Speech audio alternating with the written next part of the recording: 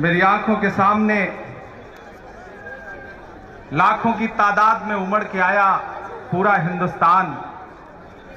झील में पानी बरसता है हमारे देश में, झील में पानी बरसता है हमारे देश में। खेत पानी को तरसता है हमारे देश में, खेत पानी को तरसता है हमारे देश में। जिंदगी का हाल खस्ता है हमारे देश में, दूध महंगा खून सस्ता है हमारे देश में। राजस्थान की इस पवित्र सरजमीन पर, वीरों की सरजमीन पर ये जो लोग उमड़ के आए हैं मेरी आंखों के सामने, जहां तक नजर जा रही है वहां तक सिर्फ अवाम ही अवाम है। ग्राउंड छोटा पड़ गया है। लेकिन मैं आपसे एक बात कहना चाहता हूं कि राहुल जी थोड़ी देर में पहुंचने वाले हैं और वो आप पर नजर रखे हुए हैं कि आपके अंदर जोश कितना है, आपके अंदर जज्बा कितना है, जिंदादिली कितनी है। तो मैं चाहता हूं कि दिल्ली वाले भी आप पर नजर रख रहे हैं, तो यहां बैठा हुआ एक एक शख्स आज उसी जोश के साथ रहे जिस जोश के लिए कांग्रेस का कार्यकर्ता पहचाना जाता है। हम आतिशे सोजा में भी हक बात कहेंगे, कुंदन की तरह दहर में ताबिंदा रहेंगे। तारीफ बताती है कि हर दौरे सितम में हम जिंदा थे, हम जिंदा हैं, हम जिंदा रहेंगे। कांग्रेस के सिपाहियों, आज आप यहां बैठे हैं और एक बहुत पवित्र कार्य करने के लिए बैठे हैं। आपने महंगाई के खिलाफ एक अभियान शुरू किया है, महंगाई हटाओ महारैली शुरू की है। तो आज ये जान लीजिए कि अभी जब उपचुनाव गुजरे और हिमाचल प्रदेश से लेकर के राजस्थान तक आपने भारतीय जनता पार्टी को घुटनों पे ला दिया, तो अगले ही दिन परिणाम आने के अगले ही दिन पेट्रोल और डीजल 10 रुपए और 5 रुपए सस्ता हो गया। अगर आप चाहते हैं कि भारतीय जनता पार्टी लगातार महंगाई पर काबू रखे तो लगातार भाजपा को हराते रहिए। और अगर चाहते हैं कि 2014 की तरह आपको इस देश में पेट्रोल 60 रुपए लीटर, डीजल जो है वो 55 रुपए लीटर मिले, तो दिल्ली वाले हुक्मरान को गद्दी से हटाना पड़ेगा। अगर नहीं हटाएंगे तो उन्होंने छोड़ रखा है लोगों को, आम आवाम को परेशान करने के लिए।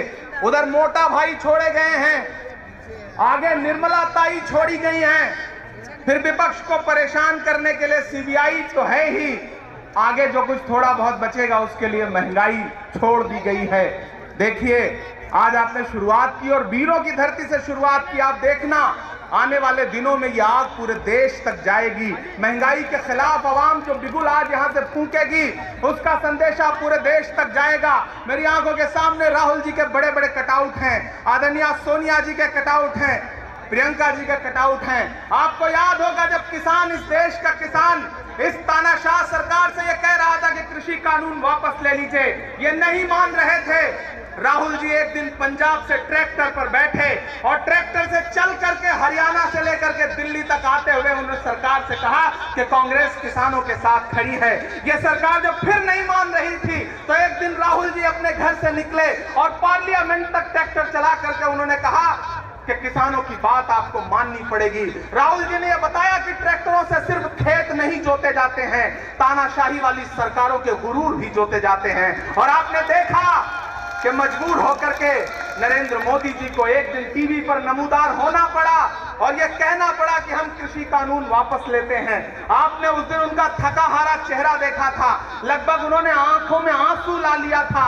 किसानों से अपना रिश्ता जोड़ते हुए बताया था कि हम आपको नहीं समझा पाए, लगभग रोने वाली मुद्रा में आ गए थे। लेकिन किसान समझता है कि 700 शहादतें लेने के बाद अगर ये सरकार मजबूर हुई तो उसके ताकत और उसके दम की वजह से मजबूर हुई। नरेंद्र मोदी जी पार्लियामेंट में खड़े होकर के जब ये कहते हैं अरे कांग्रेस ने क्या किया, कांग्रेस ने क्या किया इस देश को 70 साल में, तो कभी कभी मुझे लगता है कि मैं कहूं उनसे कि आप पिछले 7 सालों में जो कुछ भी बेचने की कोशिश कर रहे हैं वो सब कुछ कांग्रेस ने ही तो दिया है। एक दिन पार्लियामेंट में जब नरेंद्र मोदी जी कह रहे थे आखिर कांग्रेस ने क्या दिया, बताओ कांग्रेस ने क्या दिया, तो उस तरफ राहुल जी बैठे थे, उन्होंने पलट करके पीछे अपने सांसदों से कहा कि मत बताना, जो बताओगे ये उसे भी बेच देंगे क्योंकि इनका काम सिर्फ और सिर्फ बेचने का है। कांग्रेस के सिपाहियों, आज आपने एक बिगुल फूंका है, मैं फिर से कह रहा हूं, ये राजस्थान है। इस राजस्थान की मिट्टी में इस राजस्थान की सादगी से बड़ी बड़ी नुमाइश हारती है, इस राजस्थान की रेत के सहरा से बड़ी बड़ी बारिश हारती है, और दिल्ली की सरकार जब यहाँ साजिश करती है तो उसकी साजिश भी हारती है। ये राजस्थान ने बीते दिनों में दिखाया है। मैं यहाँ खड़ा होकर के, आप धूप में बैठे हैं, मैं आपके धूप में बैठने को सलाम करता हूं। हम यहाँ मंच पर बैठे हैं, आप नीचे बैठे हैं, इसका यह मतलब नहीं कि हम महत्वपूर्ण हैं। आप कांग्रेस के कार्यकर्ता ज्यादा महत्वपूर्ण हैं। आप ऐसे लोग हैं जिन्होंने पिछले 20 साल से 25 साल से कांग्रेस का झंडा अपने कंधों पर उठाया है और कांग्रेस के इस झंडे को झुकने नहीं दिया है। इस झंडे से आपका रिश्ता सिर्फ राजनीतिक रिश्ता नहीं है, आपका रिश्ता जो है वो जज्बात का रिश्ता है, सांसों का रिश्ता है।